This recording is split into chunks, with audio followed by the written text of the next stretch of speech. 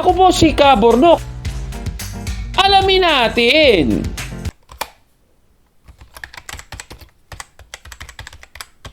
Magandang araw mga kapatid and welcome na naman sa isang bagong episode dito sa Alamin Natin.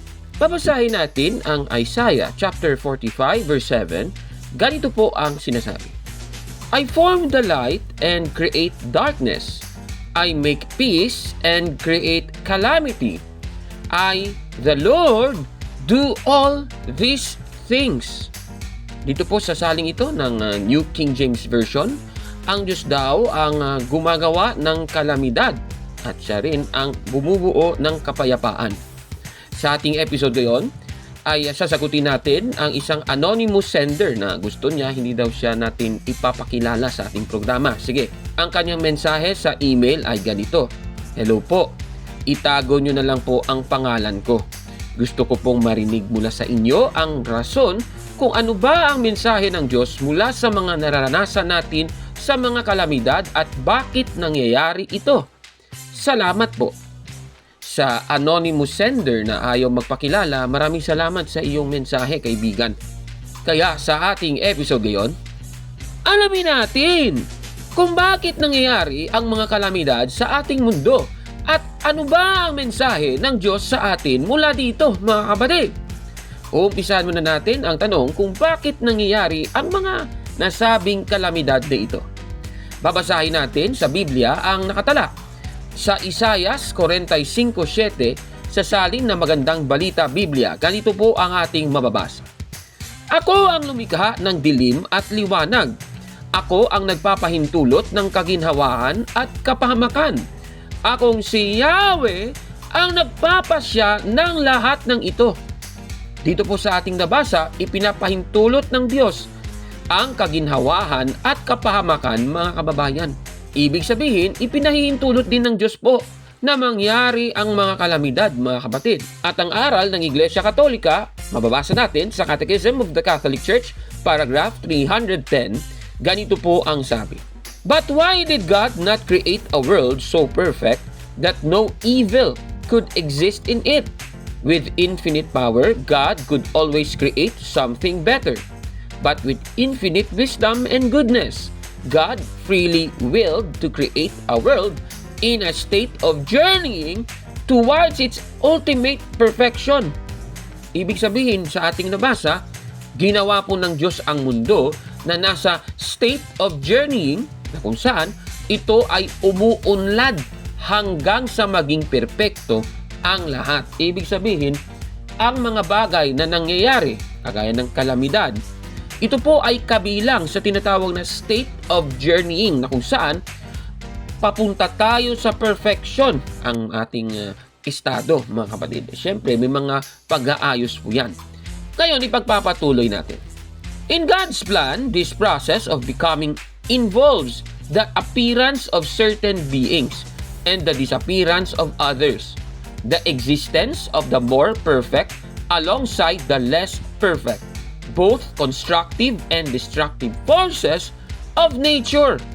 With physical good, there exists also physical evil as long as creation has not reached perfection. Klarong-klaro po sa ating nabasa.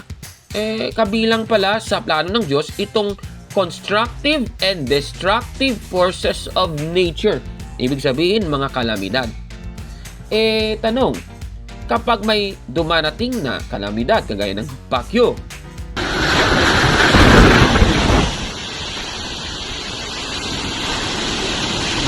kagaya ng lindol,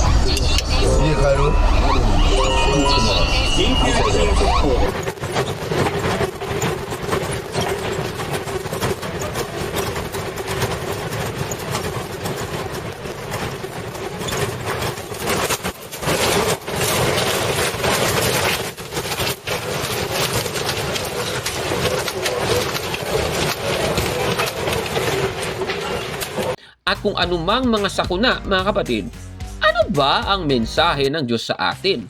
Babasahin natin ang unang Pedro 1:6 hanggang 7. Ganito po ang mababasa natin. Ito'y dapat ninyong ikagalak kahit na maaaring magdanas muna kayo ng iba't ibang pagsubok sa loob ng maikling panahon. Ang ginto, bagamat nasisira, ay pinapadaan sa apoy upang malaman kung talagang dalisay.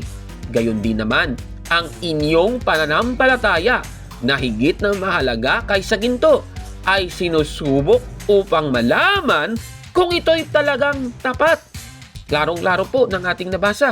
Ibig sabihin, ang mensahe ng Diyos mula sa mga pagsubok na kagaya ng pagsubok na mula sa mga kalamidad ay para malaman po kung tapat kang nananampalataya sa ating Panginoong Diyos, mga kababayan.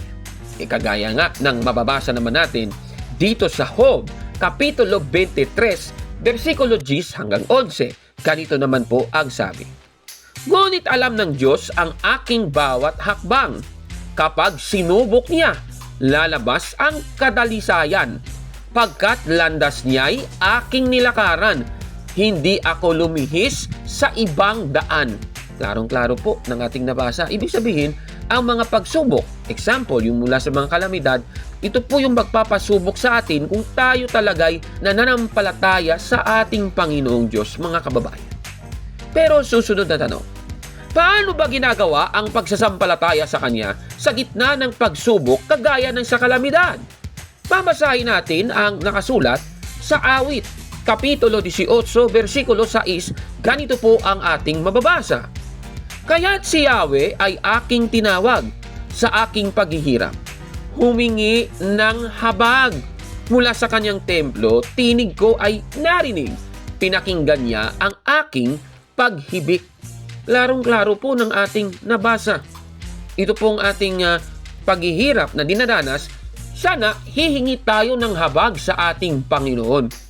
Ating isipin na nangyayari ito para sa ikabubuti natin, kagaya ng sinasabi ng Biblia sa Roma 8:28 na ganito po ang sabi. Alam natin na sa lahat ng bagay, gumagawa ang Diyos para sa ikabubuti ng mga umiibig sa Kanya, na Kanyang tinawag ayon sa Kanyang layunin. Napakaliwanag po.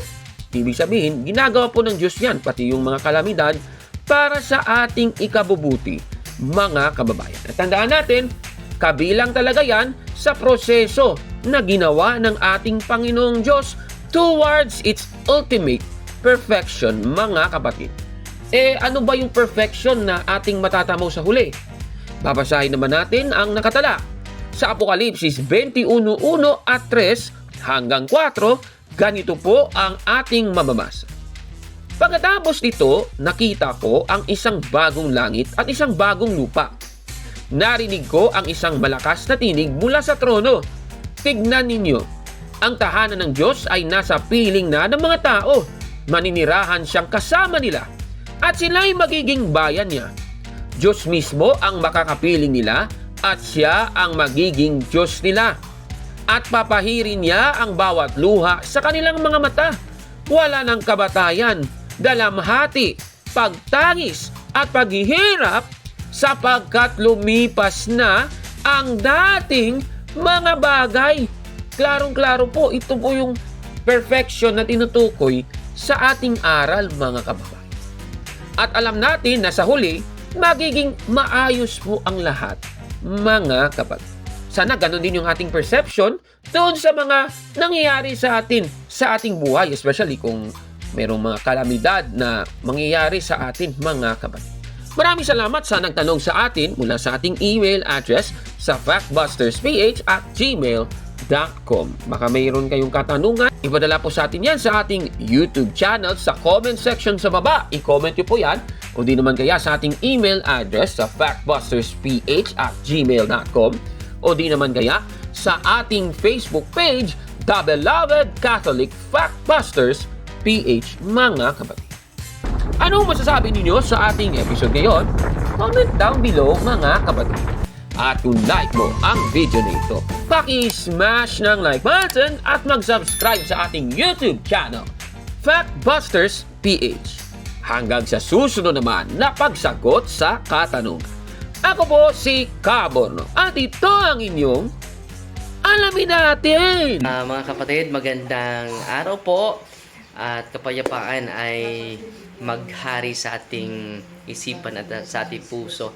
At follow and subscribe, Factbuster PH at The Beloved Catholic sa Facebook page ni Kaburnok. At abangan nyo si Kaburnok, no? Dahil marami siyang i-reveal na mga maling aral at matutuhanan natin ang katotohanan. Dahil ang katotohanan ay magbigay sa atin ng tunay na kalayaan. God bless! I am Catholic. I am